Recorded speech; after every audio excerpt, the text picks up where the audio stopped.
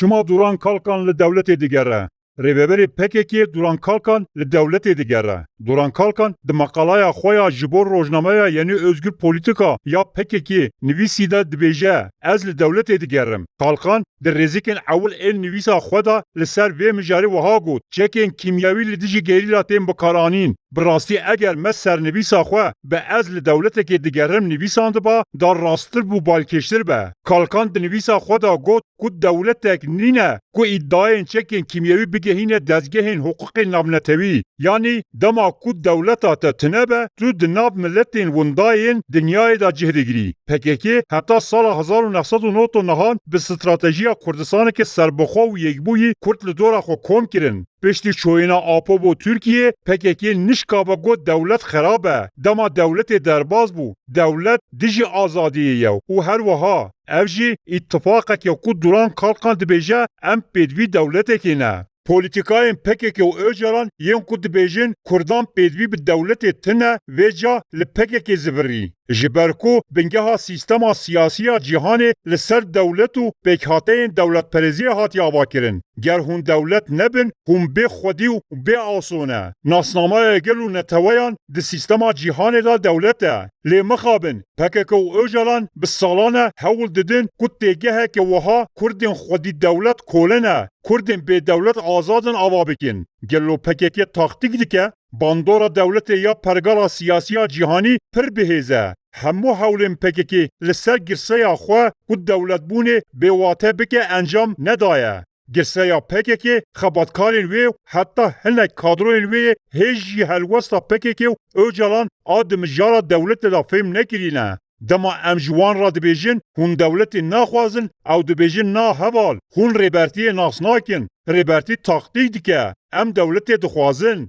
Na, Öcalan taktik nake. Li parçeyên din ên Kurdistanê jî gelek partiyên Kurd bi awayekî vekirî nabêjin em dewleta Kurdî dixwazin. Lê di her firsentê de daxwaza mafê Kurdan ê xwe bi rêvebirinê û çaranûsa xwe diyarkirinê dikin. Lê rastiya pergala cîhanî ji fikrên Öcalan yên dij dewletbûnê mastir û bihêztirin. Bêdewletî pejirandina Kurd bi saxî xistina gorê ye. PKK li hember Kurdên dewletxwaz di nava êrişekê de ye û wan wek başferû û netewperest dest nîşan dike. Öcalan, dewlet tê wateya bêrîzîkirina bedena jinê. Ji xeynî girseya ku gotinên PKK wekî taktik dihesibînin tundrevên wan jî hene.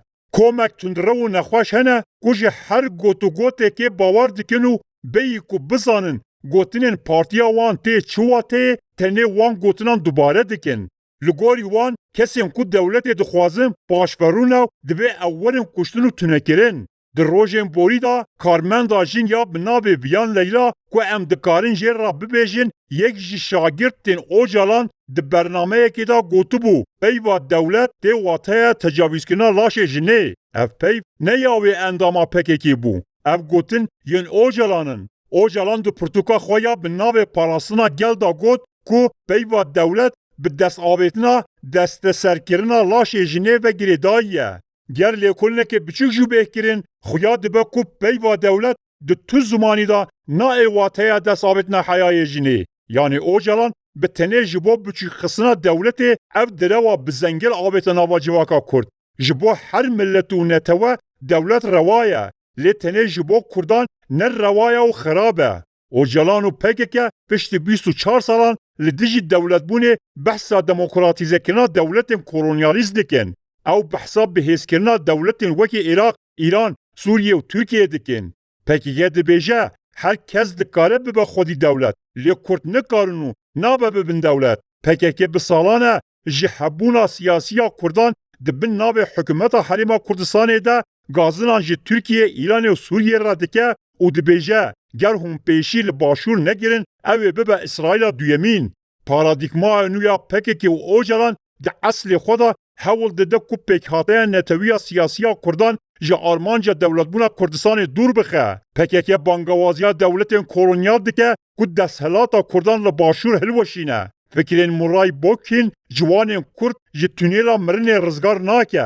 Di rastiyê de ya xemgîn ew e ku mîmarên îdeolojiya bêdewletbûna Öcalan û rêveberên PKK dizanin ku fikra ku di nav Kurdan da bi cih dikin çend fikreki jehri û kujere. Mînak Cemîl Bayek dizane ku bêdewletbûn mirin e. Ji ber vê sedemê Bayek 10 kilometreyan jî ji sînorê dewleta Îranê nikare dûr keve. Ji bo parastina xwe dispêre dewleta Îranê. Lêbelê di ciwanên Kurd de jî fikra bêdewletiyê dişînin û bicih dikin.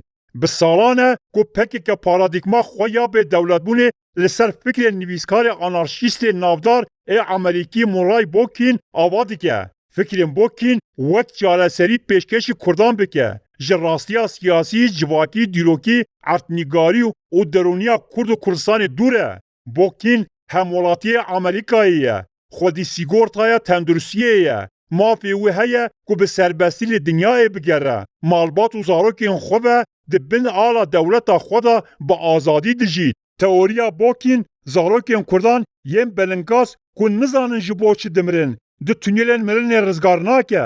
Ji ber ku bêdewletin hemû curên mirinê li ser wan tên spandin û kes jî nikare dîvçûnê bike û aqibeta wan bipirse. Ji ber vê yekê Duran Kalkan di dawiya 23 salan de li xwe mikur hat û got ez li dewletekê digerim. Ji ber ku dema dewleta te tune be tu jî tune yî. Bêdewletî mirin e.